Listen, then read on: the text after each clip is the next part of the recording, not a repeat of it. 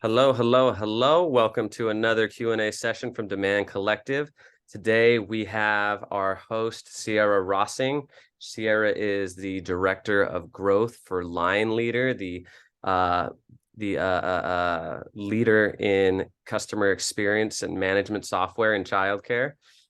We're super pumped to have her. I've worked with Sierra before and only got good things to say. So when she said she'd come on today to walk us through fueling your demand campaigns with data-driven content, I was super excited. Thanks for joining, Sierra. Go ahead and take us away. Yeah, happy to be here. I'll forgive you for stumbling over the description of LineLeader since we've had a rebrand since you were with us. Yeah. But yeah, I'm Sierra Rossing, Director of Growth Marketing at LineLeader, like Brian mentioned. It's a B2B SaaS company serving the early education space. And when I worked with Brian back in the day when he was still with us, I was getting kind of my start in content. So ranging from social media to print advertising, web design, a whole lot more. I'm sure many of you can resonate with, content demand marketers end up wearing a lot of different hats. So before I go over today's agenda, I wanted to quickly just kind of touch on here's a little about me. Professional cat mom. Brian and I bonded over that a whole lot when he was in my first interview with him, actually. Is Rogelio, your cat popped up, I think. Such a cutie. But I wanted to quickly go over what we're not going to be talking about today. So if you Google data-driven content marketing techniques, you get a lot of different blogs. They kind of share the same statistics about how many links to include, how often you should be posting, when to use infographics, blah, blah, blah. And that's not what we're going to be talking about today because we're not SEO specialists. And like I said, all that information is just a Google search away for any marketer. But what's not a Google search away is the value you receive from, an interactive kind of exclusive group like Demand Collective, who's kindly brought me on today to give you real actionable tips about crafting data-driven content that you can't find so easily through an online search or a 20-second TikTok. So we're going to be talking about random acts of content and what that means and how to avoid it with a data-driven marketing strategy. And there's some templates here along the way.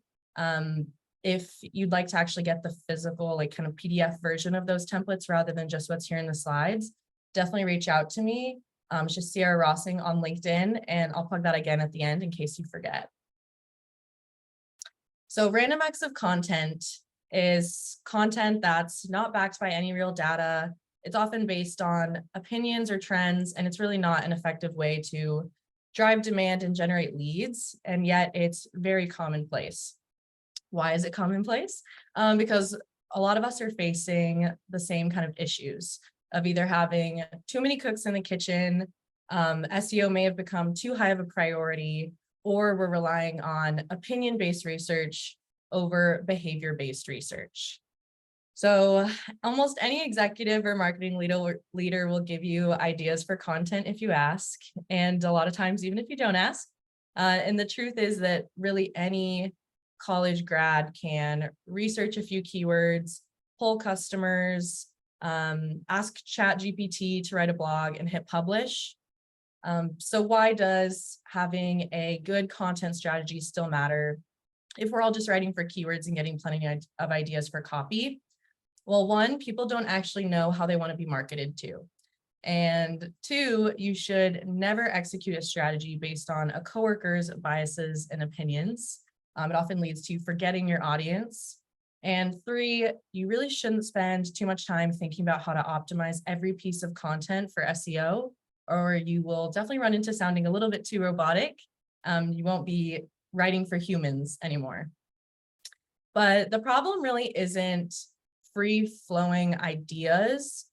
The problem is unchecked brainstorming and surface-level research that results in content which isn't adding value, it's not generating demand, converting to sales, or establishing your brand as a thought leader. So how do we get away from that? We rely on data-driven marketing. So data-driven marketers are relying on consumer data to predict audience needs, desires, and future behaviors. And all this in turn is delivering a higher ROI and generating, you guessed it, demand. But before you can review your customer insights, you have to create content you can track and later optimize.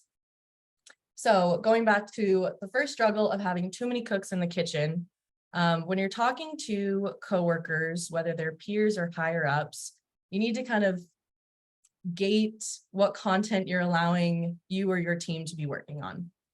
So you should be asking the following questions about the content that they're requesting. Does the idea meet a specific buyer need or stage in the consumer's decision-making journey? Is the idea meant for a specific persona? Does this align to a certain theme or topic that we already have in our content plan? And then is it worth, another good one, is it worth dedicating a creator's time that could otherwise be used elsewhere? As we know, it's not like our time is very valuable. We don't have that much time and there's so many priorities these days. So if we're gonna have to start working on something that's suddenly urgent, that means other things are gonna get put on the back burner. So just kind of, even if it's a higher up, this is a tough conversation, but is it really worth, putting other things, like I said, on the back burner? And then will the idea meet the specific buyer need is another good question. So I have some more resources about this if you're kind of struggling, like how to give that pushback to your manager if you're getting a lot of requests. So definitely reach out to me again on LinkedIn if you'd like to learn a little bit more. But this is one that I think a lot of people come across and in their career. And, this is a quote that I really loved, but people say that when you're kind of first starting out in your career, you need to be saying yes, and you have to make things happen. And then as you move along in your career, you have to learn how to say no so that you can make the right things happen. And that's how you're going to kind of level up in your career, make sure you're prioritizing the right tasks to deliver the results that your higher ups are wanting from you. So let's talk about, for those who are struggling with SEO becoming too high of a priority, let's talk about focusing on your content gaps. And I don't mean your keyword gaps. So this is an example of a black hat SEO tactic. It's a little bit fuzzy, but if you can read it, I think it mentions like Game of Thrones, I don't know, like 8 times, and the same 2 actors' names over and over and over and over again. It's just something like when I was looking for examples of like someone writing for SEO rather than writing for humans, I barely got through this one, to be honest with you. And there's a lot more examples out there. And I think a lot of content marketers kind of fall into this trap of, needing to optimize for SEO, needing to build organic search traffic. But this really does more harm than good in the long run, not only for your authority as a thought leader, but also for your domain authority as well. Like if people aren't really coming and staying on your page long enough to actually get through an article, then there's really no point in optimizing for keywords. You really shouldn't be writing for machines, bots, or algorithms is what I want to drive home here. And now anyways, search engines do care more about quality rather than quantity. So just pushing out content using ChatGPT every single day is going to hurt you in the long run. So how can we actually craft that quality content that's compelling and our audience actually wants to read? Well, first you have to get to know your audience, and I don't necessarily mean your buyer. There's a lot of ways to kind of do this, and we'll dive into like understanding demographics here in the next slide. But first I want you to look at kind of the journey when you're building out content. So first you're going to create an audience overview, and you're going to document the key characteristics like demographics, job and income, buying patterns, pain points, about your ideal persona or personas. Often there's many that you might be going after. And then you're going to look at what the sales journey process is for you and your specific organization. And then audience mindset. So dig a little bit deeper from that overview and think about what emotion each persona has at each stage in that buyer's journey and what questions your brand should be answering for them at those stages. So today we're in this section, we're going to talk about just the first 4 here, but we'll get into 5, 6, and 7 a little bit later in this presentation. So this is one of those templates that I mentioned. If you want a copy of, more than happy to send it your way, but it's kind of just a basic template for you to take some time and jot down more information about each persona or segment that you might be pursuing. So what is their goal if they get your product? Like, what is it going to help them accomplish? And there might be several things that you want to list out. Who are the trusted advisors that they would be going to find more information about, like, resources? Say if you're selling software, for example, which is something I'm very familiar with.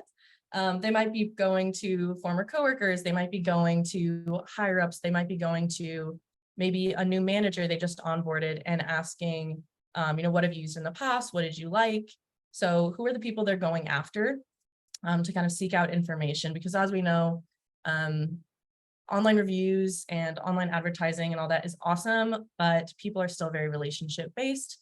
Sometimes you'll see posts on LinkedIn, like asking for recommendations. So there's definitely a lot of person-to-person communication going on, a lot of referrals. So who can you kind of target and like understand who might be a key influencer that you're currently missing? And then media habits, or like the main channels that they are getting their content and information from, are really essential to a content marketing strategy. Obviously, if your audience spends all their time on Facebook, but you're posting everything to TikTok, that's not exactly going to drive any results for you or your brand. And then, pain points, emotional triggers, what emotion is driving your audience to your product? Is it the motivation to do better? Is it the fear of losing, a need to belong? Is it something else altogether? So this isn't just based on kind of you and your bias. This definitely needs to be a process with you, your team, your coworkers, maybe some trusted clients that you already have, and kind of digging into each of those individuals and what makes them unique.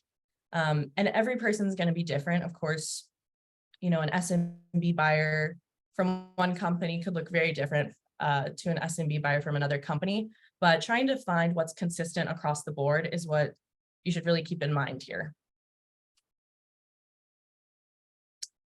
So once you've figured that out, you've kind of done your audience overview. Now you need to map your content by buyer persona. So looking at the customer journey stage, talking about the market segment or their product or solution of interest. So there's a lot of different ways you can kind of segment your audience. And again, you could probably do endless. You could, make like 10 of these templates for each kind of person, but trying to find those consistencies across the board is going to be key here. And here's another template. So this is for decision journey and mindset. Identify the key stages in your audience's journey from the beginning to the end, and know that there will probably be many multi-dimensional steps within a stage. So in awareness, for example, there might be like the first moment they become aware of your brand, or they hear about it. And then 7 months later, they've totally forgotten about it. Someone brings it up again. What do those different stages look like? So you can get really granular here. I've got a great Excel document beyond just this PDF kind of image that I'm happy to share as well. But this is going to look different for every single person. Next, you have to kind of craft your content guidelines and stick by them. So not to get too into SEO and keywords here, but you want to keep track of how many keywords you're putting into your content, and not because you want to integrate more keywords in your content, but because you want to actually limit. Again, try not to sound too robotic. What's the ideal content length? For example, like, is my audience going to go and read a 1,200 word blog, or are they going to read a 500 word blog? Or are they just not reading blogs at all, and they would rather watch a video that's 2 minutes long, 30 seconds long? And then try to identify the number of headlines that make sense for your brand. Is your brand voice one that's really choppy, really broken up? It's a lot of headlines, limited paragraphs, limited text. Does your brand use a lot of imagery? Does your brand use along a lot of bullet points to break up copy? Every brand's going to be different, but this is going to be part of your brand response. So consider the emotional mindset of the audience that you documented in those previous templates, and content will look different at each stage. For example, at awareness, content might be much shorter. It might be 300-word blogs, and then as they get into the action stage, they want to read a 2,000-word pillar page all about your product and customers who have used it in the past, and key benefits that will apply to them in their business. And as we talk about tips for choosing the right data, so what data should you be tracking to, as we talked about, once you've created the content, now you're going to be reviewing the content, optimizing the content. What data should you be looking at? And it's not customer opinions. So this is for those who are struggling with relying on opinion-based research. These quotes, I'm sure many of you have read them before, but Henry Ford said, if I'd asked people what they wanted, they would have said faster horses. Of course, that's not really what they wanted. That's just what they thought they wanted, because they didn't know that there was something better that they could actually have. So when you ask a customer, like, what content do you want to hear? What content do you want to read about? They might say, oh, I want to learn like how I can save time. But is that what's going to actually drive them to pursue your product and make a buying decision? Maybe not. So when we talk about the data that you should be tracking at each stage, it's going to look really different. The awareness stage is total organic search sessions. Again, without getting too into SEO here, you are going to focus on metrics connected to user behavior, virality, and SEO success. So average search engine ranking position is going to be key here, as well as your average share of voice. And if you don't have a tool that's tracking these for you, there's a lot out there, SEMrush or Ahrefs. If you don't have like an SEO specialist in your organization, these are things that often fall under demand. So they're good to be aware of. They're definitely good to brush up on. I know I'm kind of bashing SEO in this presentation, which is not because it's not important. It's more because it does become too high of a priority in content oftentimes, as people are really trying to like beat out their competitors and be the first blog listed on Google. So that's definitely key in the awareness stage. Of course, people are using Google to search for solutions every single day. So you do need to rank high, but when they actually get to your content and they're looking at your blog, is it creating contacts? And how many of those contacts are in your ICP? That's something you want to think about during that consideration stage. How many contacts are you creating? Are they valid leads for sales to follow up on? What does the CTA rate look like? What does the bounce rate look like? That will indicate if you're creating engaging content that people actually want to read. Whereas that awareness stage, it's going to be metrics that are largely focused on, does Google like the content that you're putting out? And then finally, in your decision stage, are those contacts turning into customers? And are you creating pipeline? Are you creating new bookings from your content? Oftentimes that's not going to be blogs. Oftentimes that will be emails. It could be digital ads. It might be a webinar. It might be a pre-recorded demo video that is actually turning into pipeline.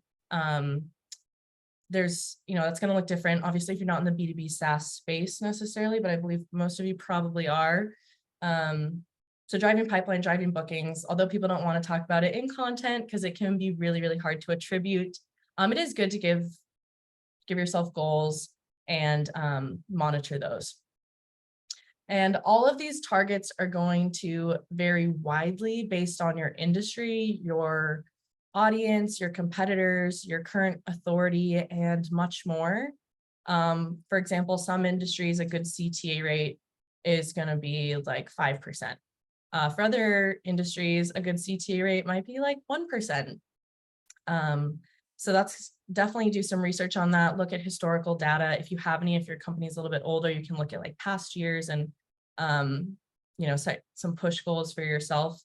And if you have any questions about that, feel free to reach out to me. Bounce rate, I typically say to always keep it like below 80%. But again, it's going to vary based on your audience. But all of these things, you can optimize your content based on them. So bounce rate, try making your content shorter, try removing, if you have too many images, too many videos, that's often like an SEO strategy that I see can actually hurt you.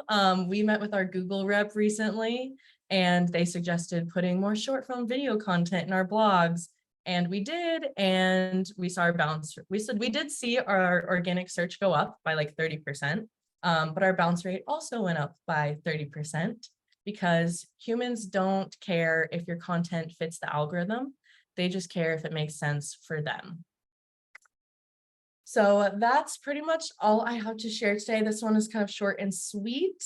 But what I really want everyone to kind of take away from this presentation is to write content that fits human needs, not the algorithm's needs, and spend a lot of time reviewing your audience. If you're at a company that already has brand guidelines, that already has overviews of its personas, I would definitely urge you to kind of do a second look at that. I think oftentimes people do build their personas based on, this is what I think our audience looks like, this is what I want them to look like, not what they actually look like, not what they're actually going to respond to. And then performing a content audit is always a great next step there to kind of see what are the gaps in your strategy and how can you fill those quickly. So I got a question here. When do you suggest bringing in consultants to help build the plan for content? That is a great question. I think that's going to depend on each person in your organization's strengths. If you have someone who,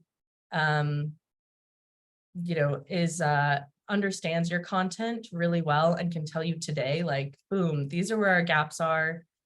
This is why our audience isn't responding. You probably don't need a consultant. But if no one in your organization can tell you where your content gaps are or why leads aren't converting from one stage to the next, it's probably a good idea to seek some help and kind of get a second eye and like an outsider's perspective.